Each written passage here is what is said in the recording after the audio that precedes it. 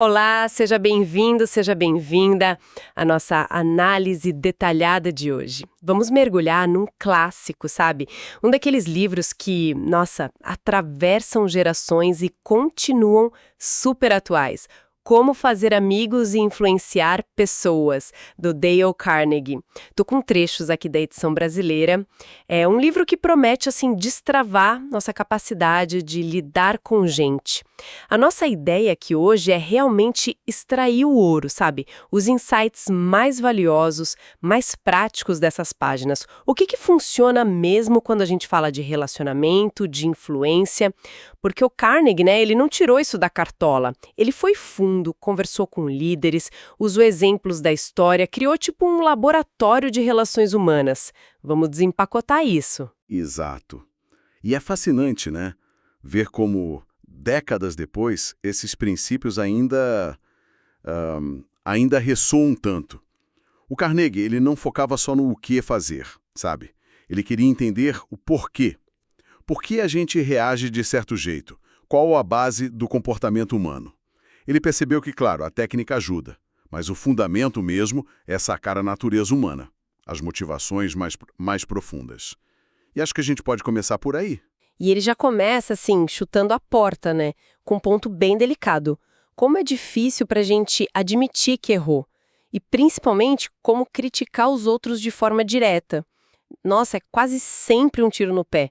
Ele traz uns exemplos bem fortes, tipo o do Crowley, o Two Gun, o cara cercado pela polícia, trocando tiro, e escreve uma carta dizendo que tinha um coração fatigado, mas bondoso. É impressionante. Incrível, né? E o Al Capone se via como um benfeitor público que não era compreendido. Pois é. Esses casos extremos, eles ilustram bem um ponto central do livro.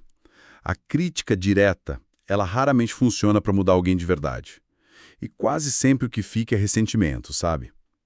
O Carnegie até cita uns psicólogos, tipo Skinner ou Célia, que mostram como o medo que a gente tem da condenação é tão forte quanto o nosso desejo por aprovação. Criticar não gera mudança real duradoura, gera defesa. Ah, sim. A história do Lincoln que você mencionou é perfeita para isso. Ele aprendeu na marra, né? Quase foi para um duelo por causa de uma sátira anônima que ele publicou, criticando um político lá, o James Shields. Nossa. Anos mais tarde, já presidente, ele ficou furioso com o general Meade depois da Batalha de Gettysburg. Achou que o Meade deixou o general Lee escapar. Escreveu uma carta. Nossa, uma carta daquelas. Mas aí ele parou, pensou E não enviou. e não enviou.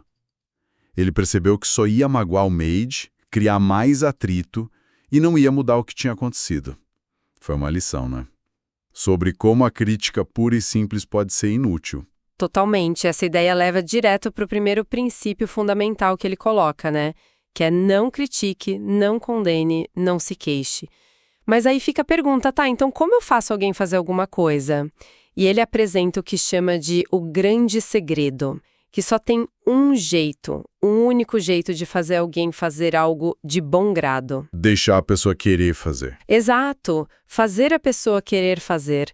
Isso conecta total com aquilo que o William James, o filósofo, falou sobre a ânsia de ser apreciado, de se sentir importante, um desejo humano profundo. Era isso.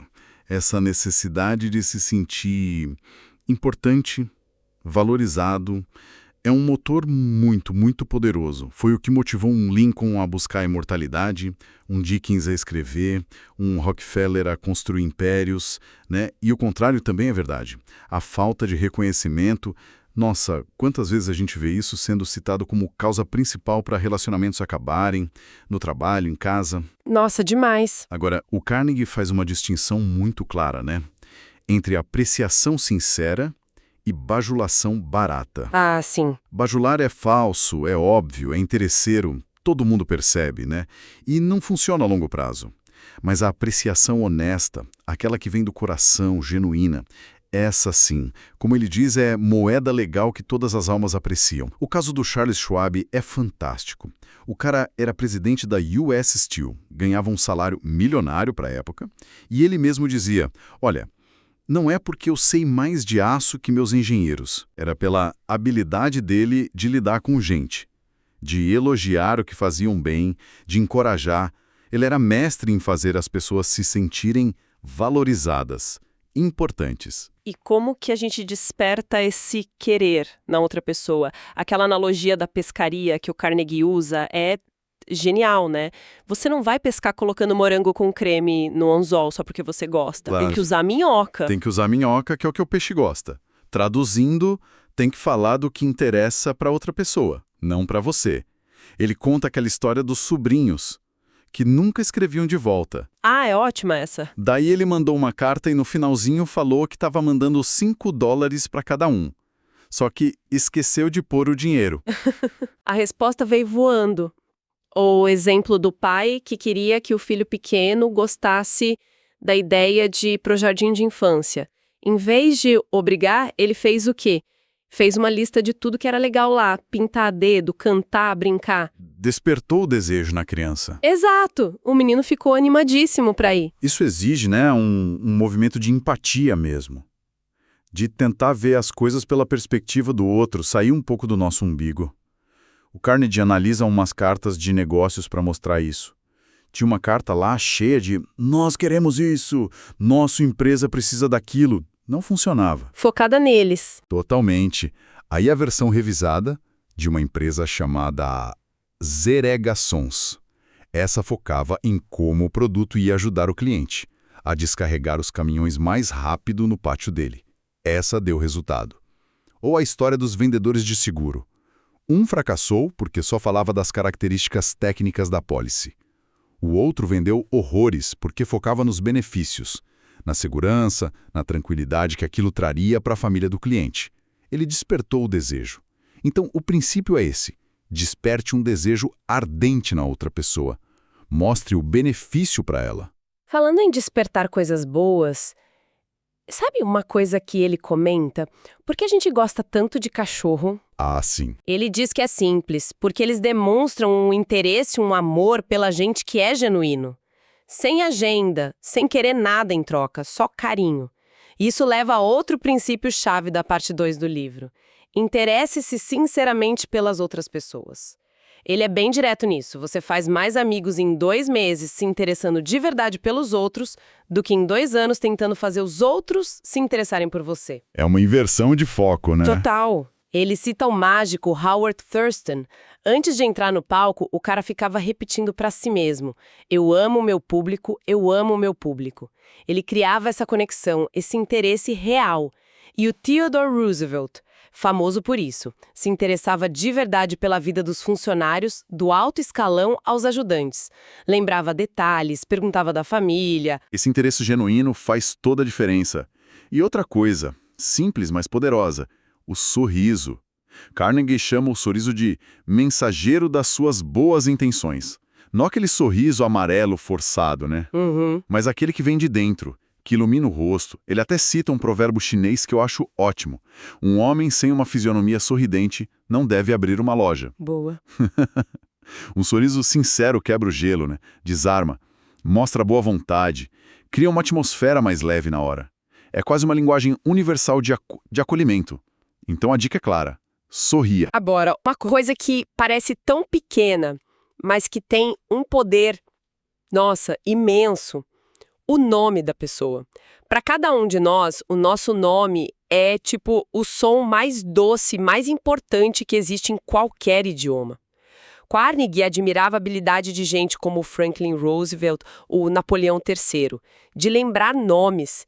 E conta a história do Jim Farley, um político americano que diziam que lembrava o primeiro nome de 50 mil pessoas. 50 mil?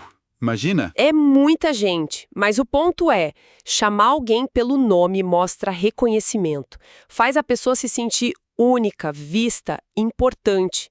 O exemplo do funcionário da GM que foi na lanchonete e chamou a atendente Eunice pelo nome. Parece bobo, né? Mas não é. Mas não é. Ele ganhou um sanduíche super caprichado, é um pequeno gesto, mas com impacto enorme. Então, o terceiro princípio dessa parte é: lembre-se de que o nome de uma pessoa é para ela o som mais doce e mais importante que existe em qualquer idioma. E aqui vem uma coisa interessante. Para ser um bom conversador, o segredo, antes de tudo, é ser um bom ouvinte. Aquela história do Carnegie no jantar com um botânico famoso é clássica. Adoro essa história. Ele quase não falou nada. Ficou lá, ouvindo, fascinado, o cara falando de plantas. No final, o botânico elogiou o Carnegie para o anfitrião, disse que ele era a prosa mais interessante que ele tinha conhecido. Só ouvindo. Só ouvindo. Ouvir com atenção de verdade, com interesse real. É um dos maiores elogios que a gente pode fazer para alguém. Mostra respeito, valida a pessoa. O Charles Eliot, lá de Harvard, era mestre nisso. E saber ouvir, olha, pode até resolver conflito. Tem o caso do cliente furioso da companhia telefônica. O cara estava muito bravo. Um funcionário simplesmente ouviu. Ouviu por quase 3 horas, pacientemente enquanto ele desabafava. 3 horas? 3 horas. No final, o cliente agradeceu e retirou a queixa. Então, a quarta dica é fundamental. Seja um bom ouvinte. Incentive os outros a falar sobre eles mesmos. Ok, ouvir é chave. Mas e quando for a nossa vez de falar? Sobre o que a gente fala? A resposta do Carnegie é direta. Fale sobre o que interessa a outra pessoa. A gente já falou do Roosevelt se preparando para as visitas, né? Lendo sobre os assuntos favoritos dos convidados. Exato. Tem também o caso do padeiro. O cara tentava vender pão para um hotel chique há 4 anos, sem sucesso. Um dia, ele descobriu que o gerente era presidente de uma associação de hoteleiros super importante. Era o hobby, o orgulho do gerente. O padeiro mudou a conversa. Falou sobre a associação, elogiou o trabalho do gerente. E aí? Bingo! O gerente ficou encantado. Não só comprou o pão, como deu a exclusividade para o padeiro. Então, o princípio 5 é: fale sobre assuntos que interessem a outra pessoa. E para fechar essa sessão de como fazer as pessoas gostarem de você, o 6º ponto é: faça a outra pessoa sentir-se importante e faça-o sinceramente. Essa é a chave, né? A sinceridade. Todos nós temos essa necessidade lá no fundo de sermos valorizados. A gente precisa buscar ativamente o que há de bom nos outros e reconhecer isso. O Carnegie adorava aquela citação do Emerson: todo homem que encontra superior a mim em alguma coisa, e nisto posso aprender com ele. Muito boa. Os exemplos que ele dá são ótimos.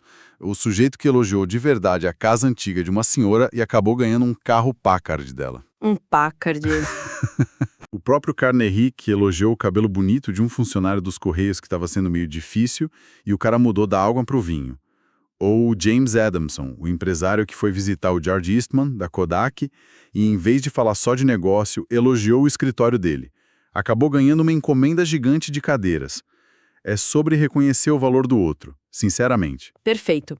Então, a gente viu como evitar conflitos, como criar essas conexões, mas e quando a situação exige um pouco mais? Quando a gente precisa, sei lá, que alguém mude um comportamento, ou quando a gente está liderando e precisa guiar uma mudança. Carnegie também dá um guia para isso. E o primeiro passo, olha, pode até parecer contraintuitivo, comece com um elogio e uma apreciação sincera. Mesmo quando ele ia dar uma bronca, como naquela carta para o General Hooker na Guerra Civil, o Lincoln começava reconhecendo alguma qualidade do cara. Carnegie fala que é tipo a novocaína do dentista, né? Boa analogia. Ajuda a diminuir a dor da broca que vem depois. Faz sentido.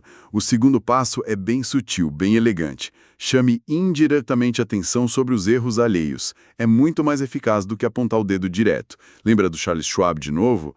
Vendo os operários fumando lá embaixo da placa de proibido fumar. Sei. Em vez de gritar, dar o esporro, ele chegou perto, ofereceu um charuto para cada um e disse: rapazes, eu agradeceria muito se vocês fumassem isto lá fora. Pronto. Elegante, respeitoso e funcionou. Outra técnica que ele menciona é trocar o mas pelo e quando for dar feedback. Ah, essa é boa. Dizer: Joãozinho, estamos muito orgulhosos por você ter melhorado suas notas e, se você continuar se esforçando assim no próximo semestre, sua nota de álgebra também vai melhorar. É muito melhor do que usar o mas. O mas meio que cancela o elogio que veio antes, né? É verdade, parece que o elogio foi só pra maciar. Exato. Faz sentido. E o terceiro passo nesse processo de influenciar a mudança? Fale de seus próprios erros antes de criticar os das outras pessoas. Quando a gente admite nossas próprias falhas primeiro, isso desarma a outra pessoa, né? Torna a crítica menos pessoal, mais fácil de engolir. O Carnegie conta que fazia isso com a sobrinha dele, que era secretária. Quando ela errava, Ele começava falando de um erro parecido que ele mesmo tinha cometido. Cria uma ponte, né? Sim.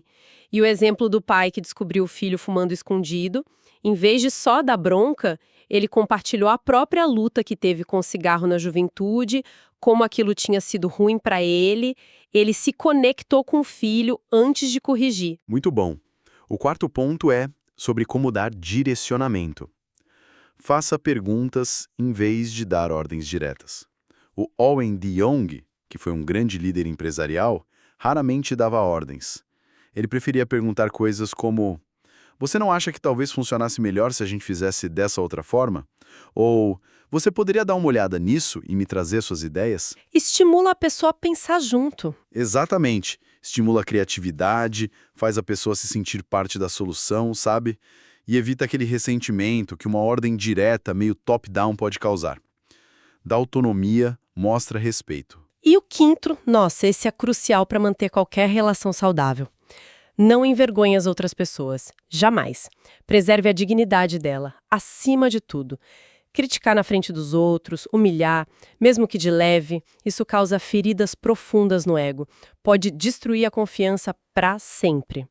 A história da General Electric com o Steinmetz, o engenheiro genial. Ah, essa é clássica. Ele era brilhante tecnicamente, mas um desastre como chefe de departamento. O que a GE fez? Em vez de demitir ou rebaixar o cara na frente de todo mundo, eles criaram um título novo, super pomposo para ele. Engenheiro consultor da companhia. Tiraram ele da chefia, mas sem humilhar, sem ferir o orgulho dele. O Saint-Exupéry, que o Carnegie cita, disse uma coisa forte sobre isso. Não tem o direito de dizer ou fazer qualquer coisa que diminua um homem diante de si mesmo. Ferir a dignidade de um homem é um crime. Exato, mas verdadeiro. O sexto princípio para liderar a mudança é: elogie o menor progresso e também cada novo progresso. É como treinar um animal, diz o Carnegie. O reforço positivo, sabe? Elogiar sinceramente cada pequeno passo na direção certa é muito mais eficaz do que ficar só apontando o erro ou punindo. O elogio incentiva a pessoa a continuar, a querer melhorar mais. Pensa no quanto o incentivo da mãe do Caruso ou do professor do H.G. Wells foi importante para eles desenvolverem seus talentos. Elogio é combustível para o crescimento. Com certeza. Sétimo, dê a outra pessoa uma boa reputação para zelar. Isso é interessante. É como projetar na pessoa a qualidade que você quer ver nela. Dizer, eu sei que você é capaz, eu confio no seu potencial, agir como se ela já fosse aquilo. O exemplo do mecânico Bill é perfeito. Conta aí. Ele era um mecânico excelente, mas teve uma queda de produção, estava meio desleixado. O chefe, em vez de reclamar, chamou ele e disse mais ou menos assim: Bill, você é um mecânico tão bom, seu trabalho sempre foi impecável, rápido, preciso. Eu sei que você pode voltar a ser aquele profissional de ponta que sempre foi. Ele apelou para a reputação passada do Bill. E funcionou. Funcionou. O Bill se sentiu motivado a honrar aquela reputação e voltou a ser o mecânico excelente que era. Que demais. O oitavo princípio está conectado com isso. Use o incentivo. Faça o erro parecer fácil de corrigir. Quando alguém erra, em vez de focar só no problema, mostre confiança na capacidade da pessoa de consertar aquilo. Simplifique a solução, se possível. Diga que você acredita que ela pode superar, que não é um bicho de 7 cabeças. Isso diminui o medo de errar de novo e aumenta a vontade de tentar. O caso do filho do Clarence Jones, que tinha dificuldade na escola.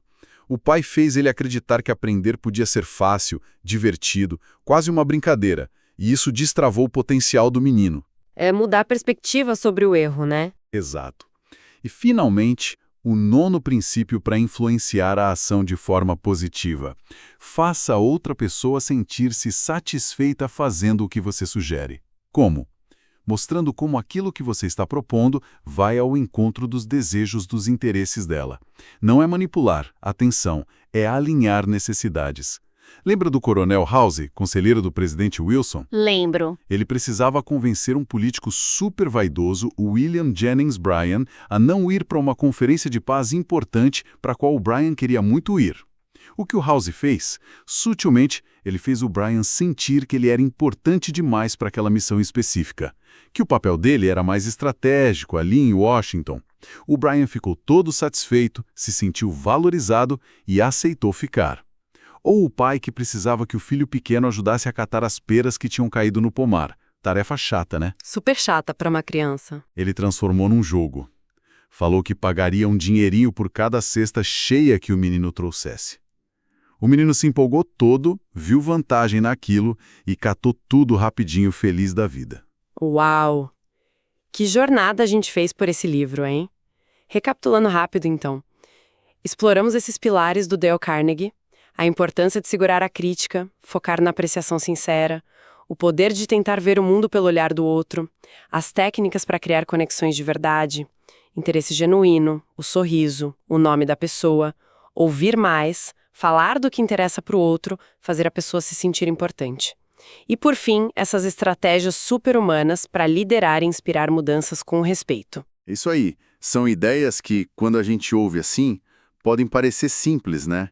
Mas a beleza, a força delas, está na aplicação consistente, na prática do dia a dia, com consciência e, principalmente, com sinceridade.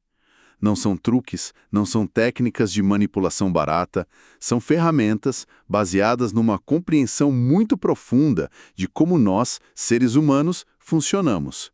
E o mais incrível é que mesmo num mundo tão diferente daquele em que o Carnegie escreveu, elas continuam nossas super relevantes, poderosíssimas para construir pontes, resolver conflitos, ter um impacto positivo nas pessoas. Com certeza. Fica aqui, então, uma provocação para quem está nos ouvindo, né? De todos esses princípios que a gente conversou hoje, qual deles parece ser o mais desafiador para você colocar em prática no seu dia a dia? E, por outro lado, qual pequena mudança, talvez inspirada numa dessas ideias, você acha que poderia trazer um maior impacto positivo nas suas interações a partir de agora? Essa foi a nossa análise aprofundada de hoje. Muito obrigada pela companhia e até a próxima!